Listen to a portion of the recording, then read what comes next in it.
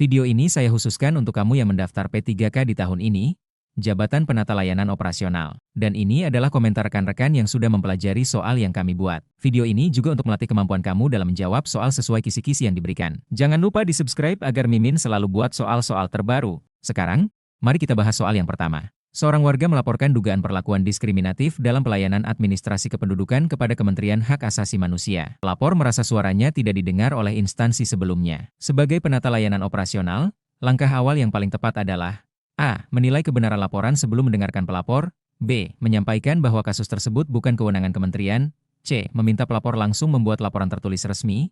D. Mendengarkan secara aktif, mencatat kronologi, dan memastikan pelapor merasa dihargai. E. Menunda penanganan hingga ada arahan pimpinan. Silahkan memilih jawaban yang benar.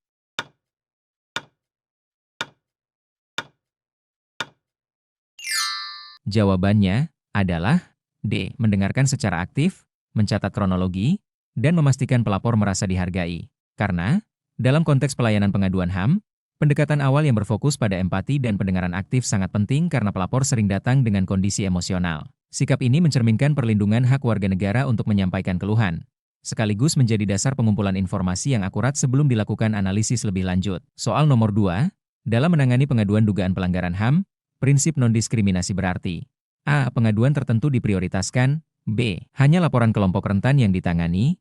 C. Semua pengaduan diperlakukan setara tanpa membedakan latar belakang pelapor. D. Pengaduan aparat negara didahulukan. E. Pengaduan anonim diabaikan. Silahkan memilih jawaban yang benar.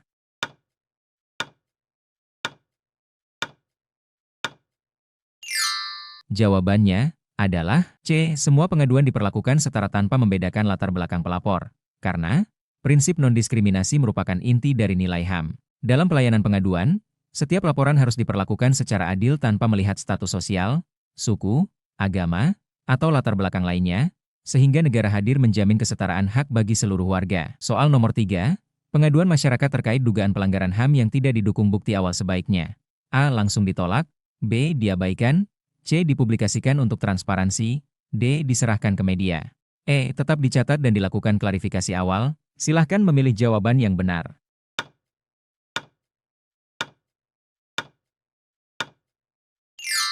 Jawabannya adalah E. Tetap dicatat dan dilakukan klarifikasi awal. Karena, dalam sistem pelayanan HAM, ketiadaan bukti awal bukan alasan untuk mengabaikan pengaduan. Pencatatan dan klarifikasi awal diperlukan untuk memastikan substansi laporan serta mencegah potensi pelanggaran hak warga yang lebih luas. Soal nomor 4, seorang pelapor menyampaikan pengaduan dengan emosi tinggi karena merasa haknya diabaikan. Sikap penata layanan operasional yang paling sesuai nilai ASN berakhlak adalah A. Menunjukkan empati dan menjaga komunikasi tetap profesional. B. Menegur pelapor agar tenang. C. Menghentikan pelayanan sementara. D. Mengalihkan ke petugas keamanan. E. Menunda hingga pelapor tenang sendiri. Silahkan memilih jawaban yang benar.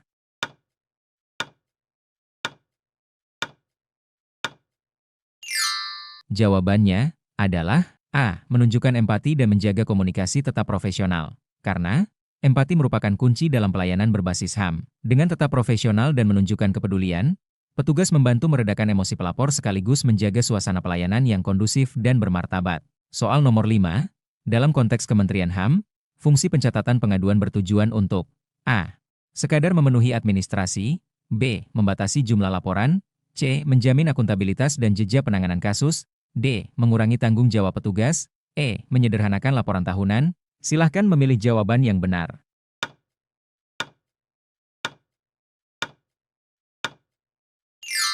Jawabannya adalah C. Menjamin akuntabilitas dan jejak penanganan kasus. Karena, pencatatan yang baik memastikan setiap pengaduan HAM dapat ditelusuri prosesnya, dievaluasi, dan dipertanggungjawabkan, baik secara administratif maupun substantif. Soal nomor 6, pengaduan HAM yang berada di luar kewenangan langsung kementerian sebaiknya A. Ditolak secara formal.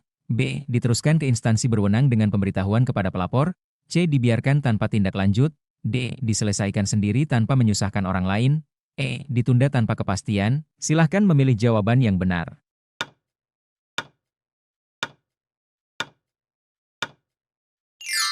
Jawabannya adalah B. Diteruskan ke instansi berwenang dengan pemberitahuan kepada pelapor. Karena, koordinasi lintas instansi merupakan bagian penting pelayanan HAM.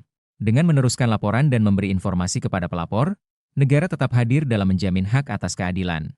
Soal nomor 7, indikator pelayanan pengaduan HAM yang berkualitas adalah A. Proses penanganan yang transparan dan dapat dipahami pelapor. B. Banyaknya laporan yang ditutup. C. Minimnya kritik publik. D. Sedikitnya dokumentasi. E. Kecepatan tanpa verifikasi. Silahkan memilih jawaban yang benar.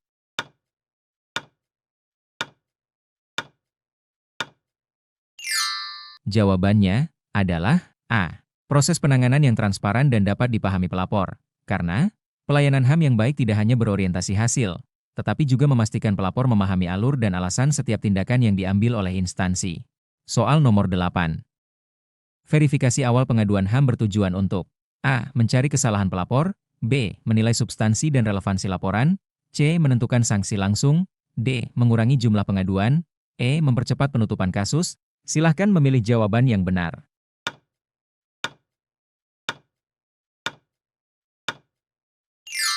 Jawabannya adalah B. Menilai substansi dan relevansi laporan, karena verifikasi memastikan bahwa laporan ditangani berdasarkan fakta dan ruang lingkup kewenangan, sehingga proses selanjutnya berjalan objektif dan tepat sasaran. Soal nomor 9, penggunaan bahasa dalam pelayanan pengaduan HAM harus mencerminkan A. Penghormatan terhadap martabat manusia. B. Kekuasaan negara. C. Bahasa hukum yang kaku. D. Otoritas petugas di lingkungan Kemenhan. E. Kepentingan institusi pemerintah. Silahkan memilih jawaban yang benar.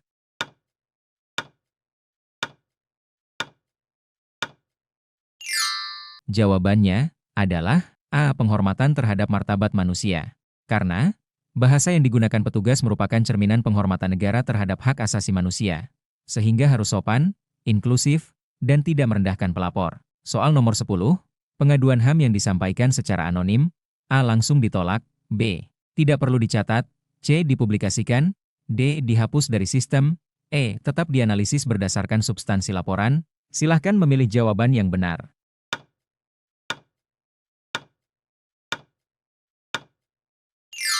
Jawabannya adalah E. Tetap dianalisis berdasarkan substansi laporan. Karena identitas pelapor bukan satu-satunya ukuran validitas. Substansi laporan tetap penting untuk mencegah dan mendeteksi potensi pelanggaran HAM. Soal nomor 11, dalam proses penerimaan pengaduan HAM, kerahasiaan data pelapor wajib dijaga karena A. Untuk menghindari pekerjaan tambahan. B. Agar laporan tidak diketahui publik. C. Melindungi keamanan dan hak privasi pelapor. D. Mengurangi tanggung jawab petugas. E. Mempercepat penutupan kasus. Silahkan memilih jawaban yang benar.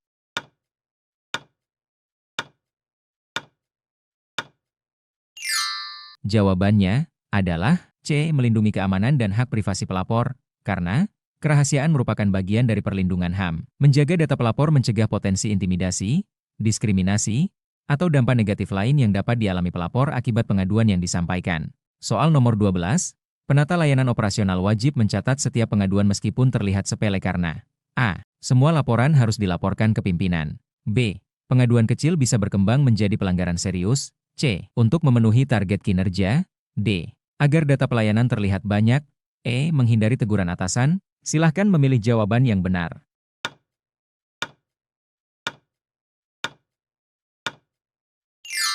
Jawabannya adalah B. Pengaduan kecil bisa berkembang menjadi pelanggaran serius, karena pengaduan yang tanpa ringan dapat menjadi indikator awal adanya persoalan struktural. Pencatatan menyeluruh membantu deteksi dini dan pencegahan pelanggaran HAM yang lebih luas. Soal nomor 13, dalam pelayanan pengaduan, sikap netral berarti A. Tidak peduli pada isi laporan. B. Memihak instansi pemerintah. C. Menunda pengambilan keputusan. D. Tidak memihak pelapor maupun terlapor. E. Mengikuti opini publik. Silahkan memilih jawaban yang benar.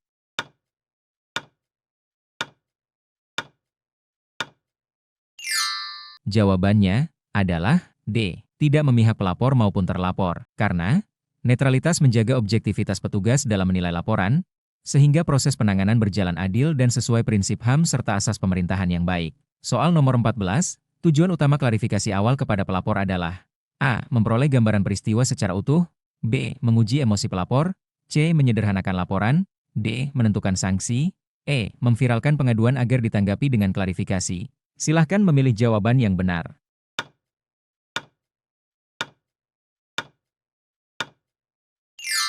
Jawabannya adalah A. Memperoleh gambaran peristiwa secara utuh. Karena klarifikasi awal membantu petugas memahami konteks, kronologi, dan pihak-pihak terkait sehingga langkah penanganan dapat dilakukan secara tepat. Soal nomor 15, ketika pelapor berasal dari kelompok rentan, penata layanan operasional sebaiknya A. Memberi perlakuan berbeda yang diskriminatif, B. Mengabaikan prosedur, C. Memberikan perhatian dan perlindungan ekstra sesuai kebutuhan, D. Menyerahkan sepenuhnya ke LSM, E. Membatasi interaksi. Silahkan memilih jawaban yang benar.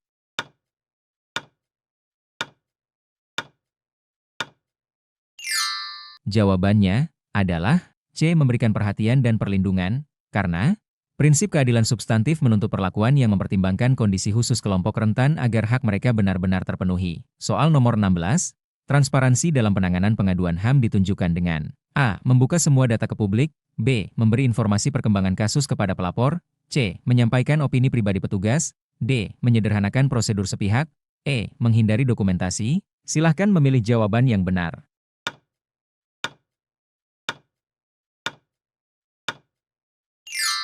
Jawabannya adalah B. Memberi informasi perkembangan kasus kepada pelapor, karena transparansi memastikan pelapor mengetahui proses yang berjalan, meningkatkan kepercayaan publik terhadap layanan pengaduan HAM. Soal nomor 17, jika terdapat konflik kepentingan dalam penanganan pengaduan, petugas sebaiknya A. Tetap menangani demi efisiensi, B. Mengabaikan konflik tersebut, C. Menyelesaikan secara informal, D. Menunda tanpa kejelasan, E. Melaporkan dan mengalihkan penanganan kepada petugas lain. Silahkan memilih jawaban yang benar.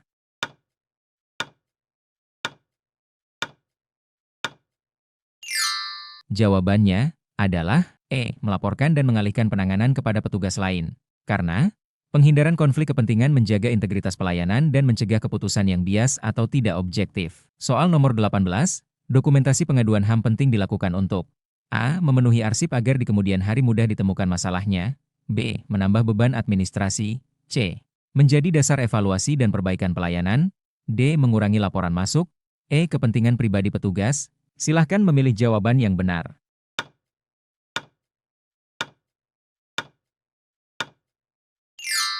Jawabannya adalah C. Menjadi dasar evaluasi dan perbaikan pelayanan. Karena data pengaduan memberikan gambaran nyata kualitas pelayanan dan menjadi bahan perbaikan sistem secara berkelanjutan. Soal nomor 19, penanganan pengaduan yang berlarut-larut berpotensi melanggar prinsip A. Efisiensi, B. Kerahasiaan, C. Dokumentasi, D. Kepastian hukum, E. Koordinasi. Silahkan memilih jawaban yang benar.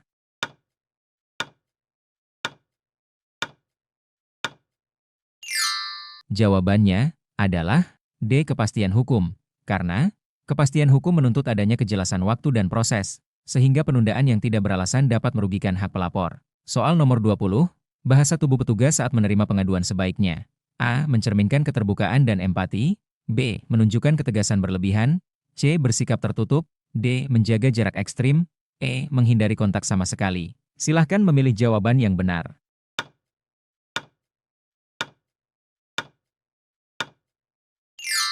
Jawabannya adalah A. Mencerminkan keterbukaan dan empati. Karena komunikasi nonverbal berpengaruh besar terhadap kenyamanan pelapor dan mencerminkan kualitas pelayanan berbasis HAM. Soal nomor 21, koordinasi antar unit dalam penanganan pengaduan bertujuan untuk A. Mengurangi pekerjaan, B. Membagi tanggung jawab, C. Memastikan penanganan berjalan efektif dan tepat, D. Menghindari pengawasan, E. Menunda penyelesaian. Silahkan memilih jawaban yang benar.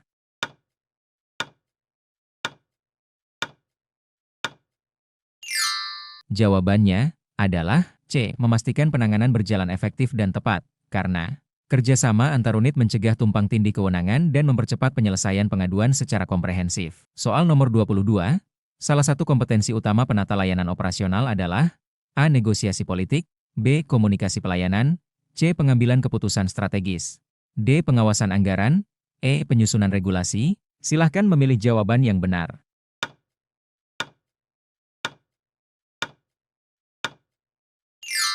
Jawabannya adalah B. Komunikasi pelayanan, karena komunikasi menjadi kunci utama dalam menyampaikan informasi, menerima keluhan, dan menyelesaikan masalah pelayanan publik.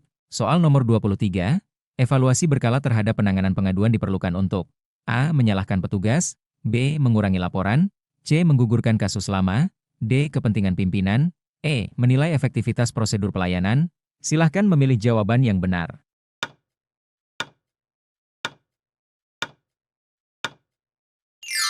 Jawabannya adalah E. Menilai efektivitas prosedur pelayanan. Karena evaluasi membantu instansi memperbaiki kelemahan sistem dan meningkatkan kualitas pelayanan pengaduan HAM. Soal nomor 24, pengaduan yang telah selesai ditangani sebaiknya. A. Langsung dihapus karena tidak digunakan lagi. B. Dipindahkan di tempat lain agar aman dan rapi. C. Didokumentasikan sebagai arsip dan pembelajaran. D. Dipublikasikan seluruhnya. E. Diserahkan ke pihak luar. Silahkan memilih jawaban yang benar.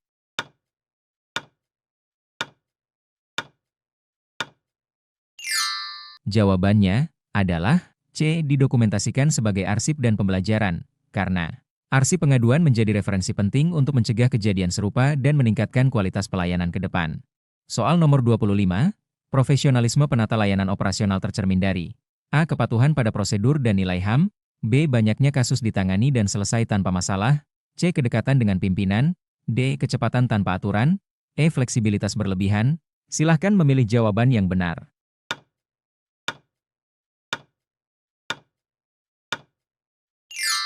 Jawabannya adalah A. Kepatuhan pada prosedur dan nilai HAM.